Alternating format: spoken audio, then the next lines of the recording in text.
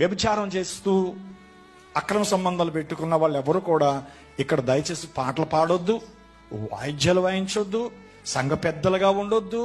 కనీసం మీరు హెచ్చరికలు చేయడానికి కూడా అర్హత మీకు లేదు. మీ పాపాన్ని మీరు విడిచిపెట్టొచ్చి మీరు ఇక్కడ ప్రసంగం చేయండి, నాకేం అభ్యంతరం లేదు. ఏం విడిచిపెట్టి? మీ తప్పిదాలను ఒప్పుకొని వాటిని విడిచిపెట్టొచ్చి ఇక్కడ పాటలే పాడతారో, ప్రసంగాలు చేస్తారో, పెద్దరికలు చేస్తారో, హెచ్చరికలు చేస్తారో, వాయిద్యాలు వాయిస్తారో, ఏదైనా చేయండి.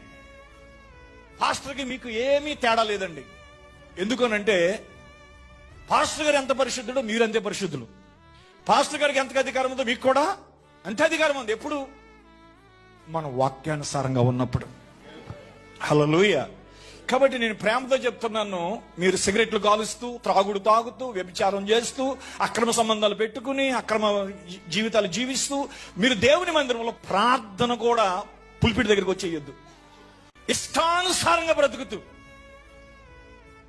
విచ్చలవిడిగా బ్రతుకుతూ, దైవభయం లేకోకుండా మీరెంతో మాత్రం ఇక్కడికి వచ్చి పాటలు పాడొద్దండి, వాయిద్యాలు వాయించొద్దండి, ప్రార్థనలు ఇక్కడికి వచ్చి చేయొద్దండి.